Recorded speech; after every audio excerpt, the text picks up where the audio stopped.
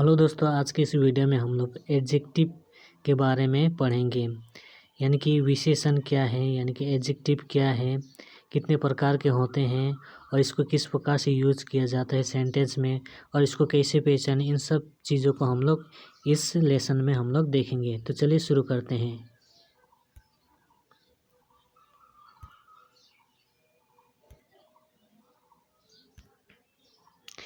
हम लोग सबसे पहले इन वाक्यों को हम लोग अच्छी तरह से हम लोग पढ़ें ताकि हमें समझने में आसानी हो, और जितने भी ये हाईलाइट किए गए वर्ड हैं उनको भी आप ध्यान से देखें और पहचानने की कोशिश करें, ताकि जब मैं समझाऊं आप लोग को समझने में कोई दिक्कत ना हो। तो चलिए पढ़ते हैं। Cheeku is an intelligent student. Cheeku एक बुद्धिमान छात्र है। America is a rich country. America एक धनी देश है। Abdul is poor but honest. Abdul गरीब है लेकिन ईमानदार है। Sugar is sweet. चीनी मीठा है। Soni is beautiful. सोनी सुंदर है। Laborious students get good marks. मेहनती छात्रों को अच्छे अंक मिलते हैं। He is rich but dishonest. वो अमीर है लेकिन बेईमान है। He is a tall boy. वो एक लंबा लड़का है। तो इस वाक्यों में जितने भी हाईलाइट किए गए हैं उन सब चीज़ों के बारे में मैं यहाँ पे थोड़ा कुछ डिस्कस करना चाहूँगा। जैसे कि इन वाक्यों में आए शब्द intelligent, rich, poor, honest, sweet, beautiful, laborious, good, rich, dishonest तथा टॉल पर ध्यान देने से यह पता चलता है कि ये सारे शब्द वाक्यों में नाउन या प्रोनाउन की विशेषता यानी कि क्वालिटी बतलाते हैं। ऐसे शब्दों को ग्रामर के लैंग्वेज में यानी कि भाषा में एडजेक्टिव्स कहते हैं। अतः हम कह सकते हैं कि एडजेक्टिव एक क्वालिफाइंग वर्ड है। What is adjective? विशेषण क्या है? An adjective is a word which qualifies a noun और प्रोनाउन। विशेषण एक ऐसा शब्द है जो किसी संज्ञा या सर्वनाम की विशेषताओं को बतलाता है। How many kinds of adjectives are there? विशेषण कितने प्रकार के होते हैं? There are 9 kinds of adjectives. विशेषण 9 प्रकार के होते हैं। पहला है एडजेक्टिव्स ऑफ क्वालिटी, गुणवाचक विशेषण। एडजेक्टिव्स ऑफ क्वांटिटी, परिणामवाचक विशेषण। एडजेक्टिव ऑफ नंबर, संख्यावाचक विशेषण। डिमॉन्स्ट्रेटिव एडजेक्टिव्स, संकेतवाचक विशेषण। पॉसेसिव एडजेक्टिव्स, संबंधवाचक विशेषण। डिस्ट्रीब्यूटिव एडजेक्टिव्स, विषयवाचक विशेषण। इंट्रोगेटिव एडजेक्टिव्स, प्रश्नवाचक विशेषण। प्रॉपर एडजेक्टिव्स, व्यक्तिवाचक विशेषण। इम्फेसाइजिंग एडजेक्टिव्स, जोरदार सूचक। What is adjectives of quality? गुणवाचक विशेषण क्या है? Adjectives of quality show the quality of a person और थिंग। वो विशेषण जिससे किसी व्यक्ति या वस्तु के गुण, दशा या अवस्था का बोध हो उसे गुणवाचक विशेषण या वर्णनात्मक विशेषण कहते हैं। एग्जाम्पल देखते हैं। ओल्ड पुराना, ब्रेव बहादुर, इंटेलिजेंट बुद्धिमान, सिक बीमार, गुड अच्छा, बैड बुरा, काइंड दया, स्वीट मीठा, ब्यूटीफुल सुंदर, रेड लाल, ब्राउन भूरा, फैट मोटा या मोटी, शॉर्ट छोटा जैसे शब्द। इस सेंटेंस को भी ध्यान से देखें और विशेष हाईलाइट किए गए वर्ड को ध्यान से देखें। The car is old, the boy is brave. Car पुराना है, लड़का बहादुर है। She is beautiful, the flower is red. वह सुंदर है, फूल लाल हैं। तो हमने यहाँ देखा कि ओल्ड जो है कार का क्वालिटी बता रहा है, ब्रेव लड़का का, और ब्यूटीफुल बता रहा है सी का क्वालिटी, और रेड जो है वो फ्लावर का क्वालिटी को बता रहा है। आई होप आप लोग को समझ में आ रहा होगा। ऐसे ही आगे भी देखते हैं। What is adjectives of quantity? परिणामवाचक विशेषण क्या है? Adjectives which tell us how many और how much are called adjectives of quantity. जिस विशेषण से किसी वस्तु की मात्रा का बोध होता है वो परिणामवाचक विशेषण कहलाता है। एग्जाम्पल, सम कुछ, मच अधिक, लिटल नहीं के बराबर, अ लिटल थोड़ा, इनफ पर्याप्त, ऑल सब, अ लॉट ऑफ बहुत, सफिशिएंट पर्याप्त इत्यादि जैसे शब्द। सेंटेंस में भी देख लेते हैं। The whole property was divided, सारी संपत्ति बट गई। There is much water in the pot, मटके में बहुत पानी है। There was a little milk in the jar, jar में थोड़ा दूध है। तो हम लोग यहाँ पे देखते हैं कि ये होल जो है ये प्रॉपर्टी का क्वांटिटी को बता रहा है, और वाटर में जो है वो मच जो है वो वाटर का क्वांटिटी को बता रहा है, मच। उसके बाद में यहाँ पे अ लिटल है, वो मिल्क का क्वांटिटी को बता रहा है कि वो कितना है। ही हैज़ सफिशिएंट मनी, उसके पास पर्याप्त पैसा है। Mohan at all the bread, Mohan ने सारी रोटी खा ली। आई हैव इनफ टाइम, मेरे पास पर्याप्त समय है। यहाँ पे भी देख सकते हैं कि सफिशिएंट जो है मनी की क्वांटिटी को बता रहा है। उसके बाद में यहाँ पे ऑल जो है वो ब्रेड की क्वांटिटी को बता रहा है। उसके बाद में यहाँ पे इनफ जो है वो टाइम की क्वांटिटी को बता रहा है। ऑल स्टूडेंट्स आर प्रेजेंट, सभी छात्र मौजूद हैं। No peons are on duty, कोई चपरासी काम पर नहीं है। Some teachers are not regular and punctual, कुछ शिक्षक नियमित और समय के पाबंद नहीं हैं। लेकिन आप यहाँ पे देखें, ऑल, नो, सम इत्यादि कुछ शब्द ऐसे हैं जिनका प्रयोग संख्या का बोध कराने में भी होता है। वैसे स्थिति में एडजेक्टिव्स के रूप में जब इन्हें प्रयोग किया जाता है तब इन्हें एडजेक्टिव ऑफ नंबर कहा जाता है। यानी कि यहाँ पे जो ये ऑल, नो, सब ये एडजेक्टिव ऑफ नंबर हैं। और एक चीज़ आप लोग को मैं बता दूं कि एडजेक्टिव ऑफ क्वांटिटी के बाद नाउन हमेशा सिंगुलर नंबर में रहेगा, और एडजेक्टिव ऑफ क्वांटिटी के बाद केवल एब्स्ट्रैक्ट या मेटेरियल नाउन का ही प्रयोग होगा। और एडजेक्टिव ऑफ क्वांटिटी से केवल मात्रा यानी कि क्वांटिटी या परिणाम यानी कि डिग्री का ही बोध होगा, संख्या नंबर का नहीं। तो आइए आगे देखते हैं। What is adjectives of number, संख्यावाचक विशेषण क्या है। एडजेक्टिव्स ऑफ नंबर और numerical adjectives indicate how too many persons or things are meant and in what order they stand।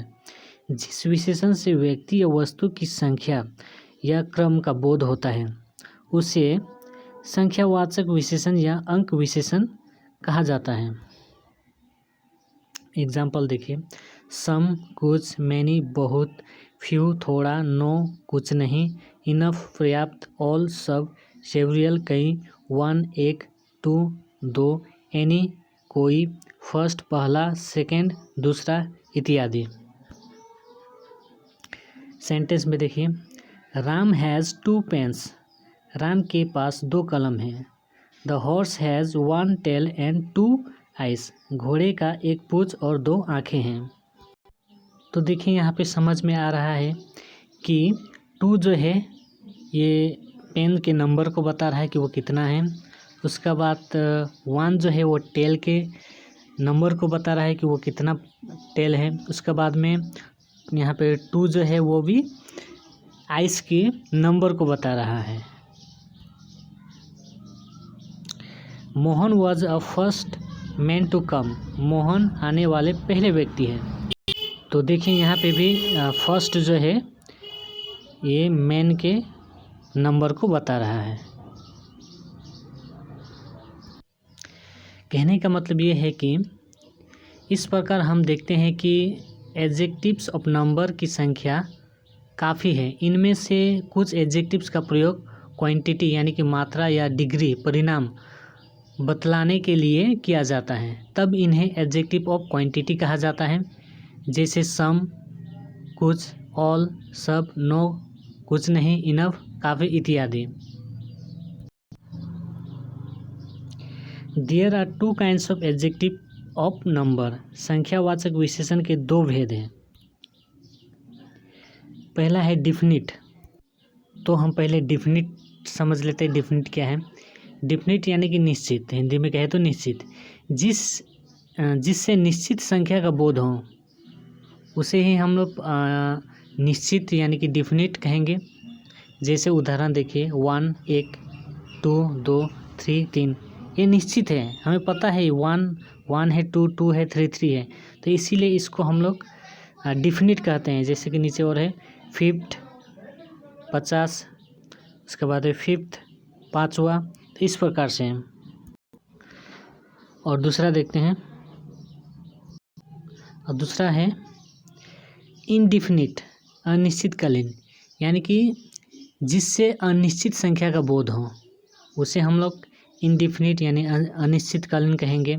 Example देख लेते हैं, सम कुछ, अ फ्यू थोड़ा, मैनी बहुत, सेवरियल कई, तो ये अनिश्चित है, अनिश्चितकालीन है, इनडिफिनिट है, इसीलिए हम लोग इनडिफिनिट में इसे हम लोग गिनते हैं, लेकिन ये एडजेक्टिव ऑफ नंबर में ही है। तो आप लोग को समझ में आ गया होगा डिफिनिट और इनडिफिनिट। उसके बाद देखते हैं, there are two kinds of definite adjective of number. संख्यावाचक के निश्चित विशेषण दो प्रकार के होते हैं। अब ये भी डिफिनिट भी दो प्रकार के होते हैं। पहला है देखिए कार्डिनल यानी कि संख्या सूचक। एग्जाम्पल देखते हैं, 1 1, 2 2, 3 3, 4 4, एसेट्रा, ऐसे ही। तो और दूसरा क्या है, आप लोग को समझ में आ गया कि कार्डिनल यानी कि संख्या सूचक 1 2 3 4 इस प्रकार से होता है। दूसरा है ऑर्डिनल, क्रम सूचक। अब ये क्रम सूचक क्या है, एग्जाम्पल में आप लोग बेहतर समझ सकते हैं। देखिए, फर्स्ट पहला, सेकेंड दूसरा, थर्ड तीसरा, फोर्थ चौथा, तो इस प्रकार से। सॉरी, यहाँ पे FOU और 4 नहीं होगा, यहाँ पे होगा फोर्थ यानी कि चौथा। इतना तो आप लोग समझ ही रहे होंगे। अब एग्जाम्पल देख लेते हैं। Many of them were punished, उनमें से कई को दंडित किया गया था। सम आर बोर्न ग्रेट, कुछ महान पैदा होते हैं। Any of you can play, आप में से कोई भी खेल सकता है। मतलब कि एडजेक्टिव ऑफ क्वांटिटी तथा एडजेक्टिव्स ऑफ नंबर में से कुछ शब्द ऐसे भी हैं जो प्रोनाउन के रूप में प्रयोग किए जाते हैं, परंतु इस स्थिति में इनके साथ नाउन्स का प्रयोग नहीं होता है। दूसरा एग्जाम्पल देख लेते हैं।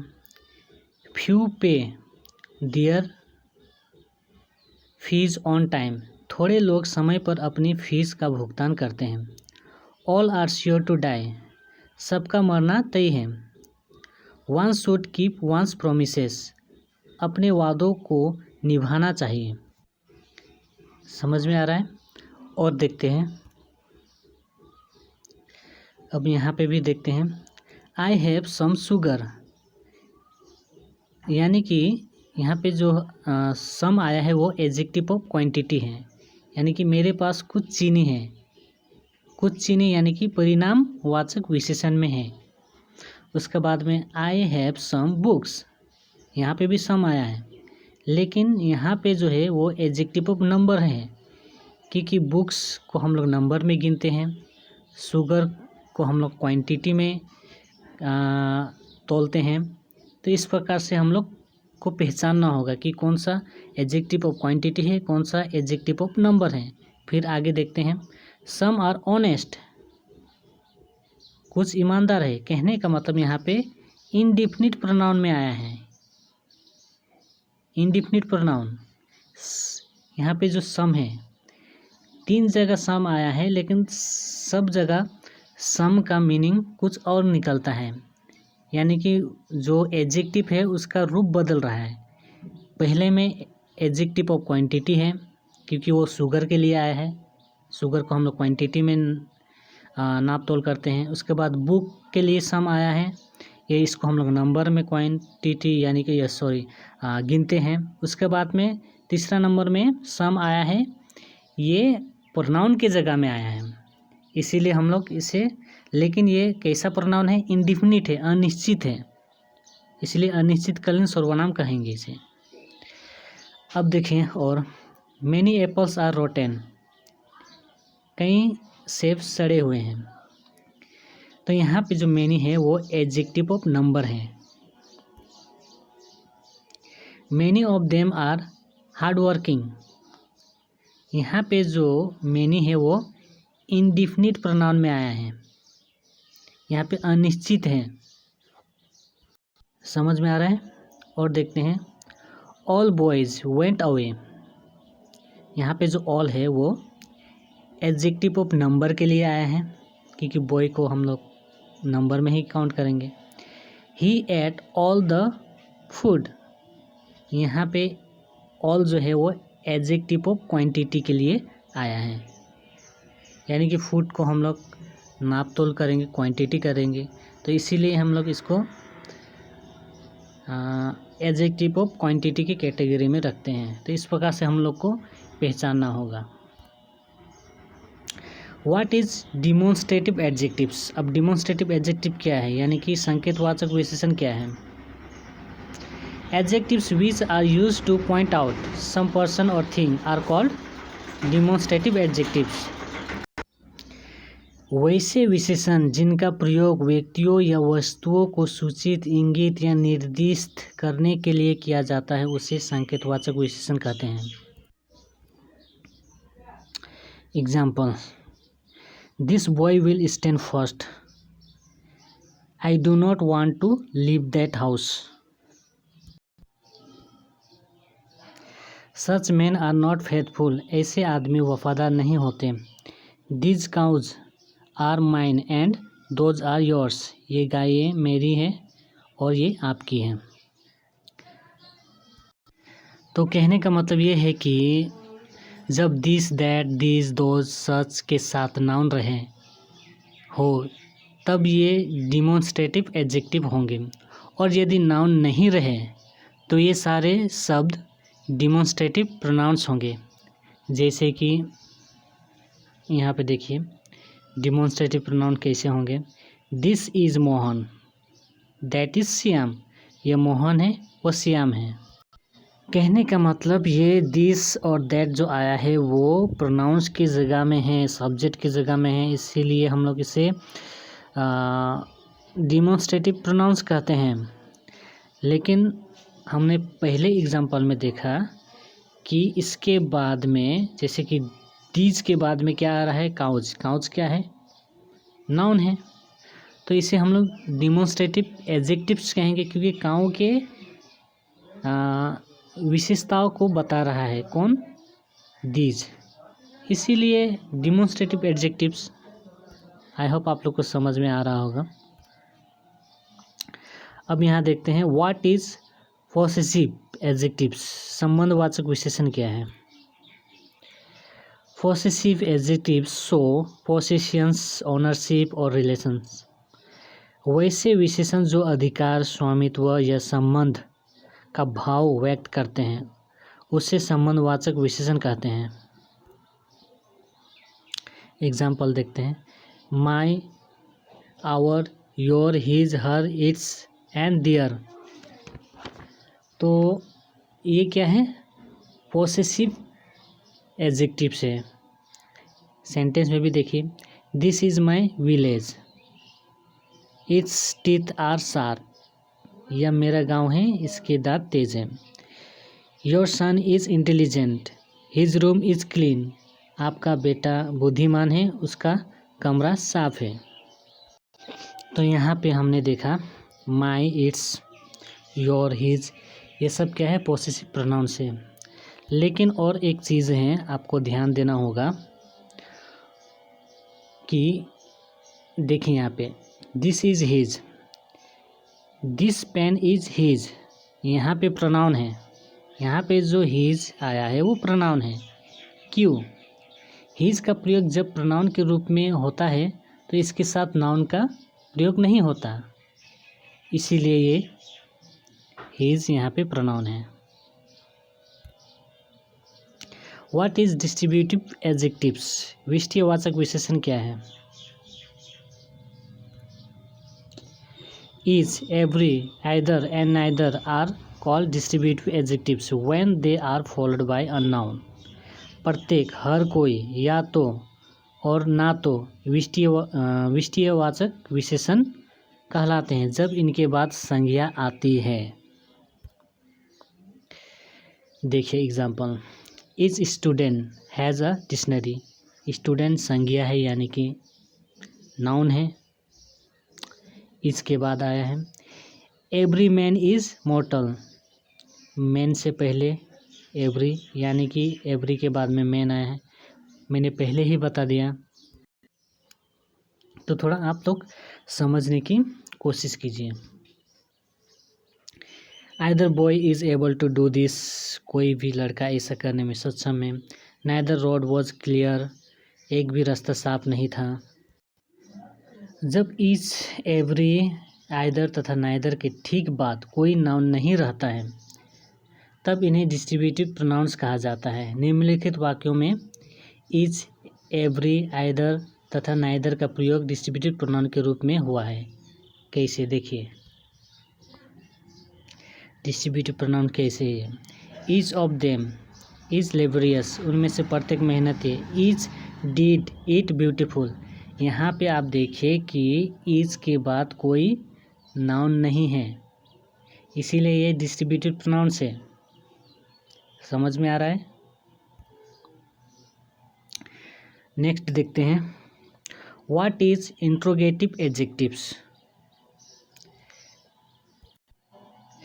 इसका डिफिनेशन देने से पहले एक चीज़ मैं यहाँ पे बता देना चाहता हूँ कि एडजेक्टिव के साथ हमेशा सिंगुलर नाउन तथा सिंगुलर वर्ब का ही प्रयोग होगा इन वाक्यों में, मीन्स ऐसे डिस्ट्रीब्यूटिव एडजेक्टिव्स में यानी डिस्ट्रीब्यूटिव प्रोनाउंस में। तो देखते हैं व्हाट इज इंट्रोगेटिव एडजेक्टिव्स, प्रश्नवाचक विशेषण क्या है। Interrogative adjectives are used with nouns to ask question. What, which, whose, etc. are interrogative adjectives. जिस विशेषण के साथ संज्ञा का प्रयोग कर प्रश्न पूछा जाए उसे प्रश्नवाचक विशेषण कहते हैं, जैसे क्या, कौन सा, किसका इत्यादि। एग्जाम्पल देखिए, हुज पेन इज दिस, यह किसका कलम है। विच शर्ट इज योर्स, आपका कमीज कौन सा है। क्लियर है? What name do you speak, तुम कौन सा नाम बोलते हो। What colour do you like, आप कौन सा रंग पसंद करते हो। तो व्हाट, विच तथा हुज के प्रयोग रिलेटिव तथा इंट्रोगेटिव प्रोनाउंस के रूप में भी होते हैं, परंतु इस स्थिति में इनके साथ नाउंस के प्रयोग नहीं होते। व्हाट इज प्रॉपर एडजेक्टिव्स, व्यक्तिवाचक विशेषण क्या है। Adjectives made from proper nouns are called proper adjectives. व्यक्तिवाचक संज्ञाओं से बने विशेषण को व्यक्तिवाचक विशेषण कहते हैं।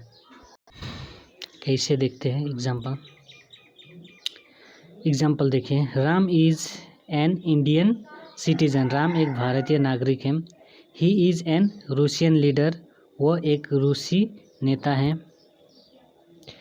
ही अर्न्स अमेरिकन डॉलर्स, वह अमेरिकी डॉलर कमाता है।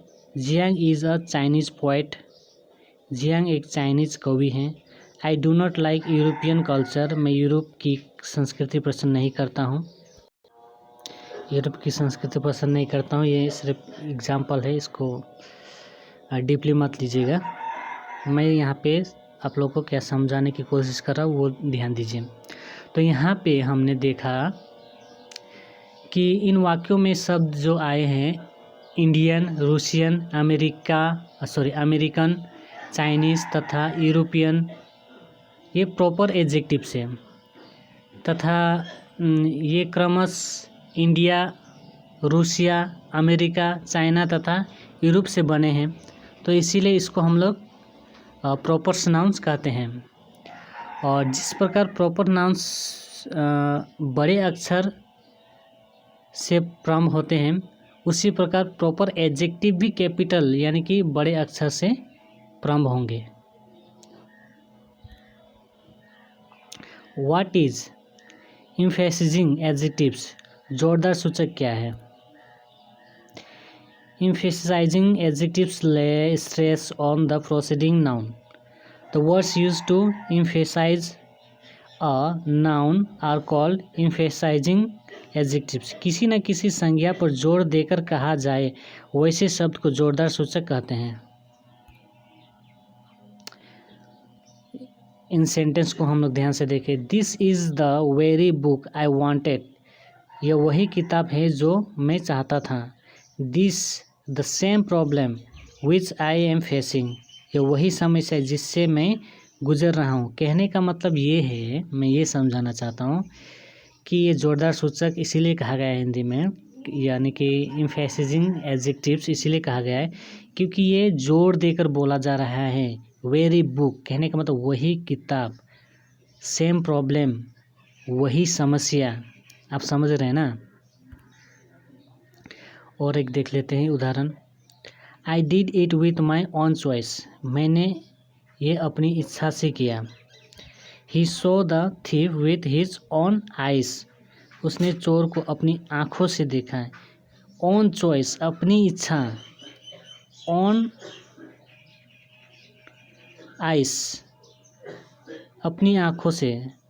तो यहाँ पे ऑन चॉइस, ऑन आइस यानी कि ये खुद की जो इच्छा है उससे बताने की कोशिश कर रहा है। और एक देख लेते हैं example. Mohan has been living in the very same street for 5 years।